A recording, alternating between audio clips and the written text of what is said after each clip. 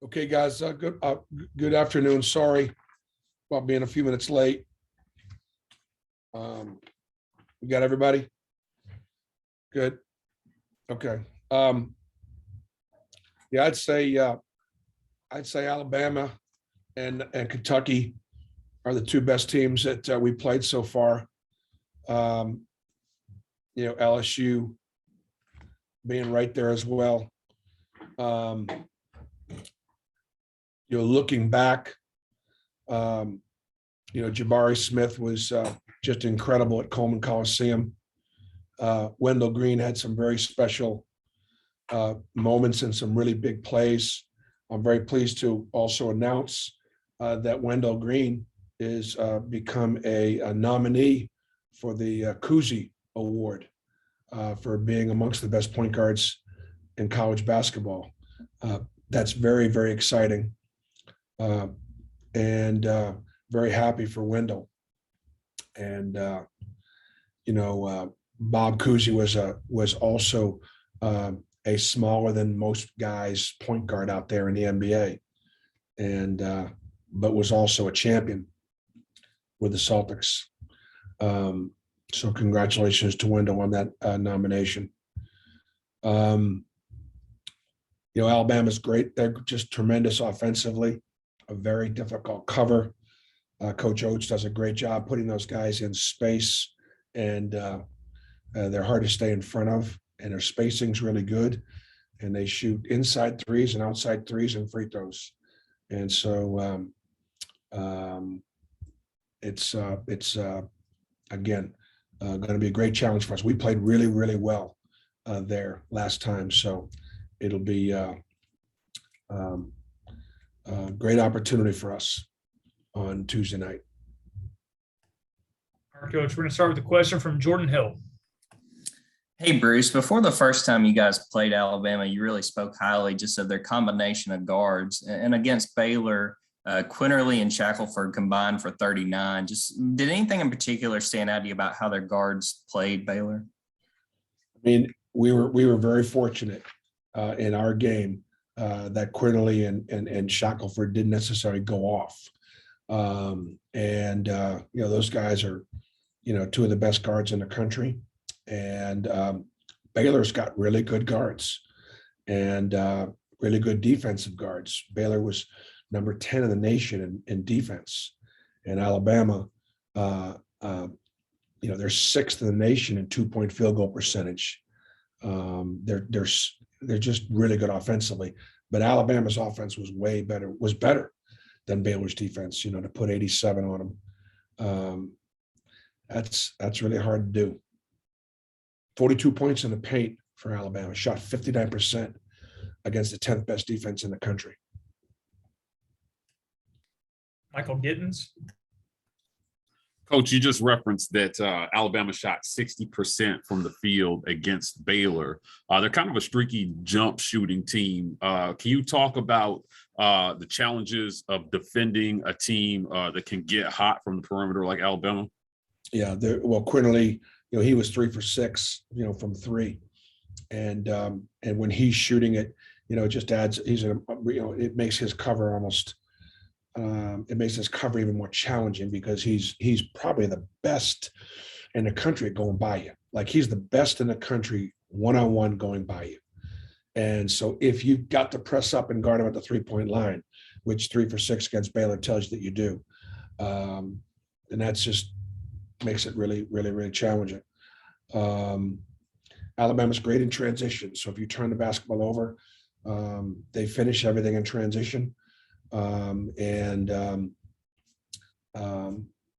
Yes, their 3-ball is very, very important to them, but they're shooting 57% for 2 because those guys can get downhill and they can make tough 2s.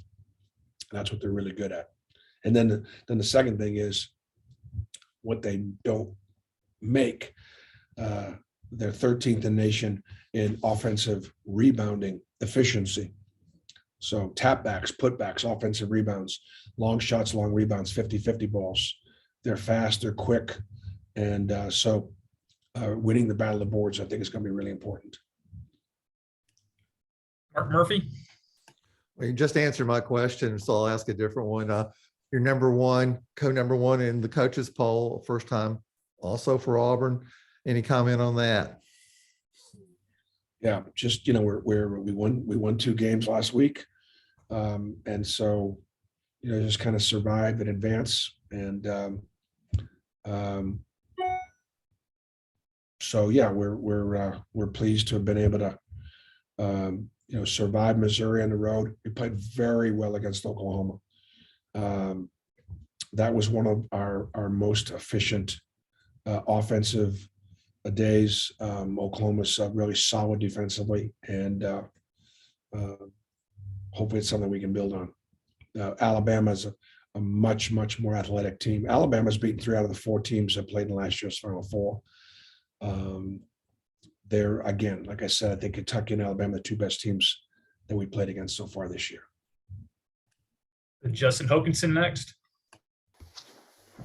Hey, Bruce, can you just talk about the importance of your scout team in practices and what they bring to the table in terms of just making those guys compete, preparing, obviously scouting reports, how quickly they have to turn things over? I know that's a very important part of the success. It is a big part of what we do is our scout team. So we got several guys on that scout team that are, non-scholarship players that are important pieces to our team. Our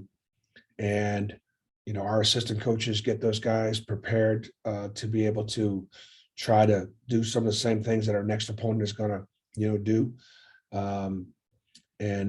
To supplement that scout team, oftentimes you'll see, Stretch or Chris Moore or Leor Berman when he's able to come back from his injury.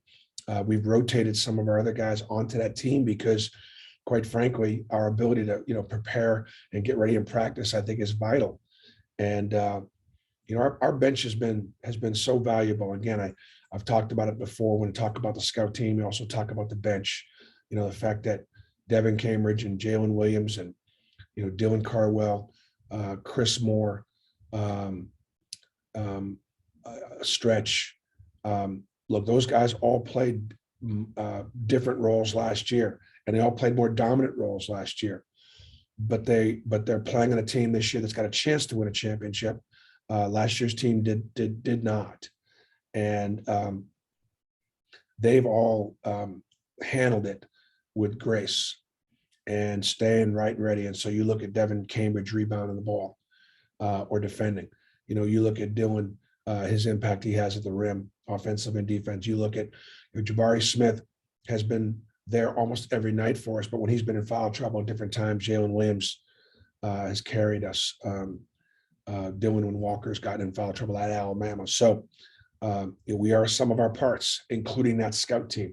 And those guys will tell you that if we don't have a very good couple of days of practice and they don't execute and they don't, they don't guard us the way the opponent will guard us, I will hold them to account. So they have had a lot to do with our winning, and we appreciate them, but they also could have something to do with our losing if they don't get us ready.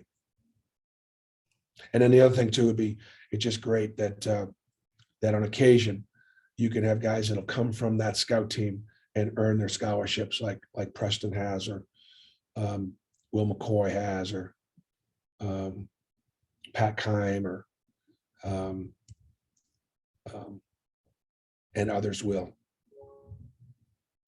Cole Blackstock. Steve Moulton. Coach, appreciate the time today, and at least taking a look at your team throughout the first semester and a half, if you will, blocking and steals. How much is that an effort thing or a coachable aspect that you kind of grow in those two different aspects, Coach?